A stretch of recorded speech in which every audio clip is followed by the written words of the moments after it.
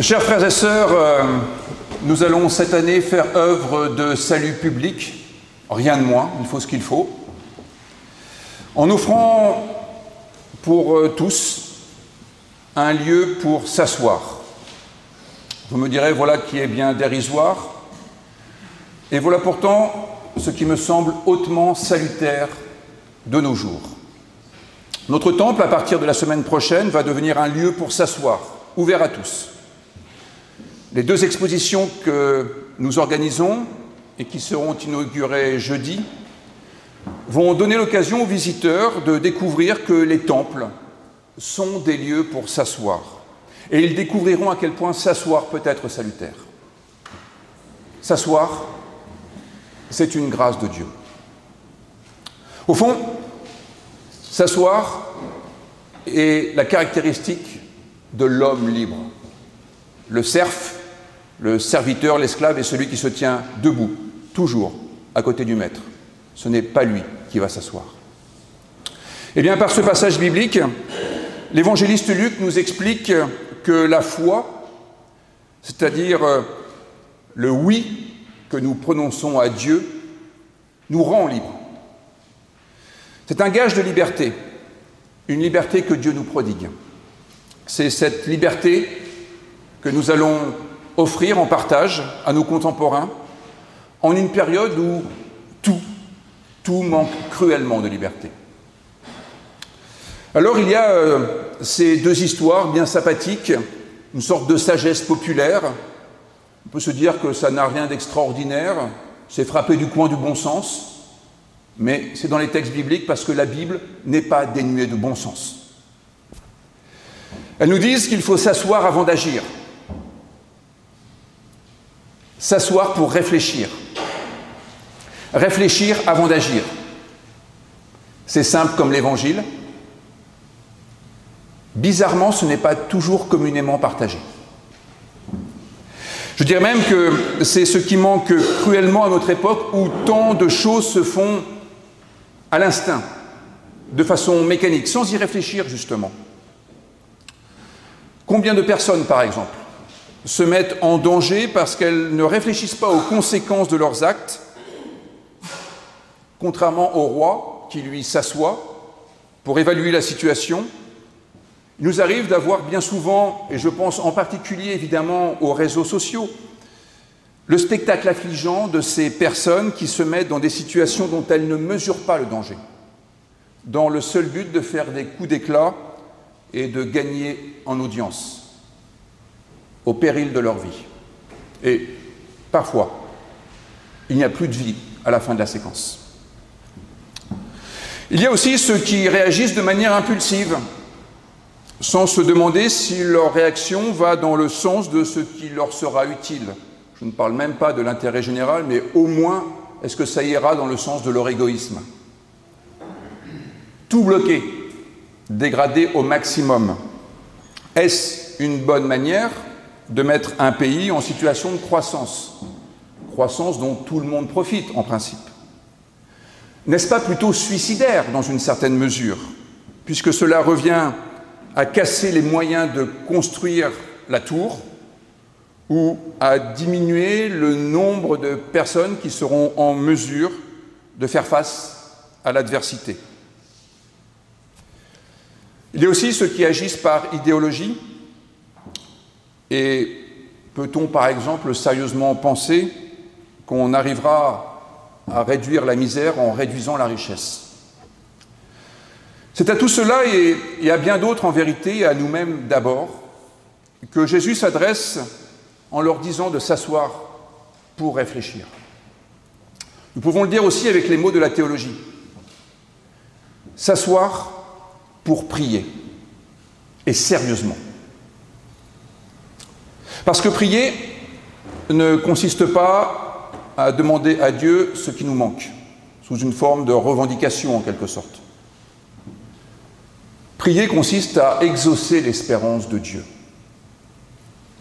Prier pour analyser une situation, non pas en fonction de nos peurs ou de nos envies ou du qu'en dira-t-on, mais en fonction de ce que Dieu nous désigne comme juste et nécessaire d'un point de vue universel.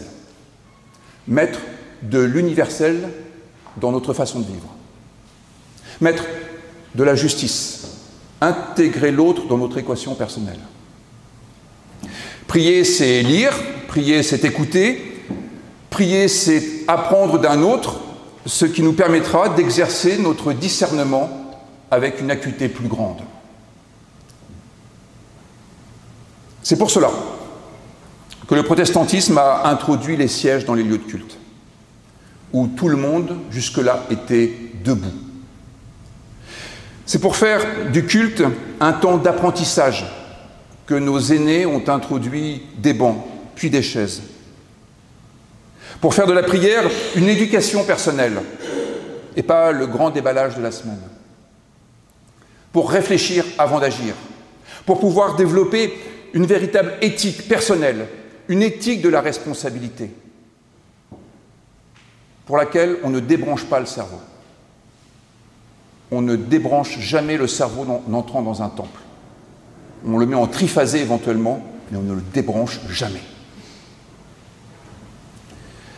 Réfléchir avant d'agir, s'instruire, s'éduquer, c'est la seule manière de devenir libre à l'égard de nos impulsions, de nos craintes, de nos idéologies. C'est pour cela que s'asseoir est une grâce de Dieu. Intéressons-nous maintenant plus spécifiquement aux propos de Jésus qui concernent le fait d'être disciple. Après tout, nous sommes là pour cela, apprendre à être disciple de Jésus. Comment ça marche? À grands coups de ciseaux à bois, diraient les éclaireurs et les éclaireuses. Il y a d'une part cette exhortation à, je vous le cite en grec, comme vous l'avez sur votre feuille de culte, et pas dans nos traductions euphémisantes où il dit qu'il faut préférer Jésus au Père, à la Mère, etc. Non, ce que dit le texte grec, c'est qu'il faut haïr Père, Mère, Frère, Sœur, etc. Et puis, il faut renoncer à ce que nous possédons. Ce sont les deux faces de la même médaille liberté. Haïr Père et Mère, femme, enfant, fratrie, c'est une manière de dire qu'il faut s'éloigner des déterminismes. C'est couper court à ce que Mario Vargas Llosa appelle l'esprit de tribu, ce qui nous empêche de mener notre propre existence. C'est ce qu'on appelait autrefois la liberté des anciens, la liberté qui en fait dépend totalement du groupe, l'individu noyé dans le groupe, fusionné au grand tout. Cela conduit chacun à reproduire des scénarios de vie qui ne sont plus forcément pertinents pour aujourd'hui. Ce que dit Jésus, à la suite de tous les prophètes bibliques, c'est que chaque génération doit être libre à l'égard de la génération précédente. Il ne s'agit pas de s'abstenir de toute forme de reconnaissance, car nous ne serions rien sans ce que nous avons reçu de ceux qui nous ont précédés, mais c'est de l'ordre du don et pas de la dette. Et nous n'avons jamais à sacrifier notre vie sur l'autel d'une dette que nous aurions contractée par notre naissance. C'est ce que dit le baptême. Tu es là par grâce seule. C'est à cette condition que la génération actuelle pourra faire mieux que la précédente, qu'elle pourra être plus juste aussi, par rapport à des conditions de vie qui changent et par rapport à nous qui, personnellement, ne sommes pas les clones de ceux qui nous ont précédés. Alors, il faut haïr, dit le texte. Et la recommandation que moi je peux me permettre, c'est de n'oubliez pas de haïr aussi votre pasteur. Parce qu'il n'y a rien de pire que le cléricalisme. Cet esprit de chapelle qui nous empêche de penser librement en imposant des dogmes qu'il faudrait adopter aveuglément. Notez bien que cet esprit de chapelle, les croyants n'en ont pas le monopole. Ce serait tellement mieux finalement. Mais non, ces dernières semaines montrent à quel point les partis politiques, par exemple, nous démontrent que des responsables peuvent être inféodés à une ligne de parti ou à celui qui, évidemment, décidera des investitures aux prochaines élections. Or, nous sommes appelés à la liberté, pas à la soumission, pas même à la soumission volontaire. Il faut donc s'asseoir et prier. Prier pour identifier nos servitudes, nos déterminismes, nos logiques partisanes et les haïr sérieusement. Il y a de la haine dans certains psaumes. Je pense à ce psaume où il est question de haïr d'une haine parfaite. Non pas les personnes, mais ce qu'elles peuvent représenter ou porter, qui est extrêmement toxique pour nous et pour notre liberté. Haïr, c'est une manière de dire il faut s'éloigner de cela, ne plus se laisser dicter les termes de notre vie. Il faut se dessaisir aussi de ce que nous possédons et qui, en fait, nous entrave. C'est le deuxième terme qui lui est semblable. Je reprends tout simplement Théodore Monod, qui le disait d'une manière admirable, ce pourrait être une sorte de punchline. Ce sont nos possessions qui nous possèdent. Je n'ai pas d'aigreur, à vrai dire, mais notez que vos maisons secondaires entravent un peu la vie paroissiale, parfois. Et elles vous accaparent au-delà de ce qui serait légitime, n'est-ce pas? Bien.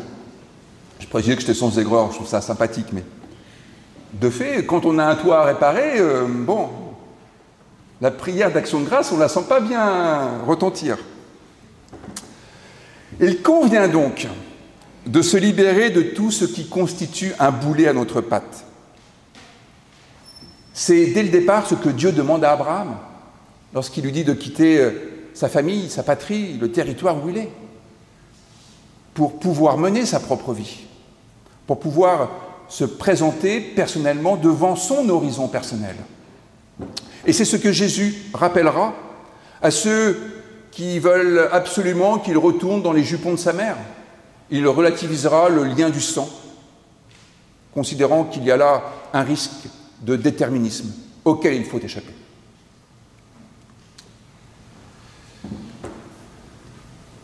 En introduisant les sièges dans les lieux de culte, les protestants n'ont pas seulement cherché à faire de la religion un moyen d'éducation.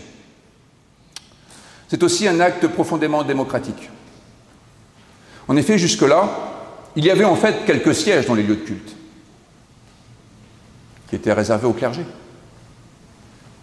Notez bien qu'en protestantisme, on a fait les choses vraiment comme il faut. Tous les paroissiens sont assis et le pasteur, lui, est debout tout le temps. C'est vraiment une révolution démocratique. Le peuple, lui, était debout jusque-là. Regardez des gravures de l'oratoire du Louvre avant que ça devienne un temple, il n'y a pas un seul siège devant le maître-autel. Que chacun puisse désormais s'asseoir est un signe puissant de démocratisation. C'est une manière de dire que le pouvoir n'est pas seulement du côté des pasteurs, car c'est celui qui est assis qui a le pouvoir. C'est celui qui siège, c'est celui qui trône qui a le pouvoir. Et d'ailleurs, là où je dis qu'il y a vraiment une révolution démocratique, c'est que non seulement le pouvoir n'est plus seulement du côté des pasteurs, mais en fait, il n'est plus du tout du côté des pasteurs. Puisque dans notre protestantisme, il n'y a pas une seule assemblée délibérative où il puisse y avoir une majorité de pasteurs. S'il y a plus de pasteurs que de non-pasteurs, on ne peut pas délibérer. Pas mal ça quand même. En permettant à chacun de s'asseoir, c'était une manière d'affirmer la dignité des uns et des autres. Cette dignité, c'est celle du juge. Dans la Bible, on s'assoit soit pour être enseigné, c'est le sermon sur la montagne, soit pour juger. Quand on dit que Jésus siège à la droite de Dieu, c'est pour juger les vivants et les morts, pour juger tout ce qui fait notre vie. Et aujourd'hui encore, le juge qui juge c'est le juge qui siège, pas celui qui est au parquet. Nous affirmons donc solennellement que chacun est une instance de jugement. C'est le sens de ces assises, de ces sièges. Par l'éducation qu'il reçoit, par le sens critique que la théologie développe, le croyant est reconnu comme un être capable de jugement. Non seulement son avis compte, mais la vérité est que son avis est décisif. Invitons donc nos contemporains à venir s'asseoir ici même, parmi nous, afin qu'ils retrouvent cette dignité parfois perdue. Que chacun entende qu'il a le droit de citer, en ayant le droit de s'asseoir. Un droit que le protestantisme a puissamment défendu au siècle dernier aux États-Unis, lorsqu'il fut contesté à Rosa Parks de rester assise là où elle le souhaitait, dans un bus de Montgomery, Alabama. Eh bien, c'est aussi cela que nous honorerons dans notre exposition. Le droit et en vérité le devoir de s'impliquer dans les choses publiques. La République. Il est heureux que ce soit ici même, dans ce qui était alors l'atelier du sculpteur Léopold Maurice, que fut créée la statue de la République, qui aujourd'hui est en bonne place. Si les protestants du XIXe siècle ont tant œuvré en faveur de la République naissante, c'est qu'ils voyaient là un moyen concret de prolonger cette dynamique de liberté suscitée par la foi chrétienne. Parce que la République, c'est l'instauration de la liberté individuelle, contre l'ordre intangible de la société d'Ancien Régime, qui assignait chacun à sa naissance, ou d'une manière plus générale, à son passé. Vous naissiez dans la noblesse, vous étiez noble. Vous naissiez dans le tiers-état, vous restiez à moins que rien pour les siècles des siècles. Amen. La réforme protestante a cassé cela. Je l'ai déjà dit, je ne le répéterai pas, mais la double prédestination de Jean Calvin, ça sert à casser ça et à faire entrer le monde dans la modernité. Eh bien, les protestants ont vu dans la République un moyen de faire valoir cette grâce divine qui consiste à rendre chacun responsable de sa propre vie, dans le sens de l'intérêt général. Contre les ordres qui prévalaient jusque-là, le christianisme a fait valoir que chacun pouvait devenir l'artisan de sa propre vie et se lancer dans les entreprises qu'il estimait utiles. Chacun peut désormais édifier sa tour, planter son pommier, verser son sang, considéré autrefois comme impur, dans les sillons de nos propres champs. Pouvoir exercer son culte, pouvoir apporter à la société ce que nul autre n'avait encore imaginé. Et mieux que cela, chacun peut devenir le roi de sa propre existence et mener les combats qui lui importent, en toute liberté. Alors la question se pose à chacun d'entre nous, en cette rentrée, qu'ai-je, moi, envie d'édifier ? Quelle sera ma tour ? Et il y a la question qui lui est semblable, que puis-je combattre ? Que m'est-il permis de combattre ? Et au fond, de quoi dois-je me libérer ? Ce sont ces trois questions que pose ce texte biblique. Que puis-je édifier ? Que puis-je combattre ? De quoi dois-je me libérer ? Ici, au temple d'Auteuil, il y aura donc moyen de s'asseoir pour penser cela. Ici, comme dans d'autres lieux de culte, ça va de soi. Il y aura possibilité d'orienter notre vie personnelle dans le sens de la justice de Dieu, c'est-à-dire une justice inconditionnée, ce qui est juste par-delà les clivages religieux, politiques, par-delà les étiquettes sociales, par-delà les questions culturelles ou nationales. Nous ferons cela parce que Dieu offre la possibilité à chacun de mener sa vie en toute liberté.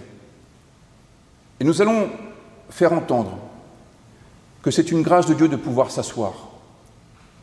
parce que c'est à la condition de pouvoir s'asseoir qu'on peut aller de l'avant. S'asseoir pour ne pas réagir instantanément, le plus souvent mal. S'asseoir pour ne pas subir les rythmes que certains voudraient nous imposer, sans décider de l'orientation que nous voulons donner à nos actes, à nos engagements. S'asseoir pour être tout simplement libre de vivre, sans sacrifier le sens que nous voulons donner à notre existence. Amen.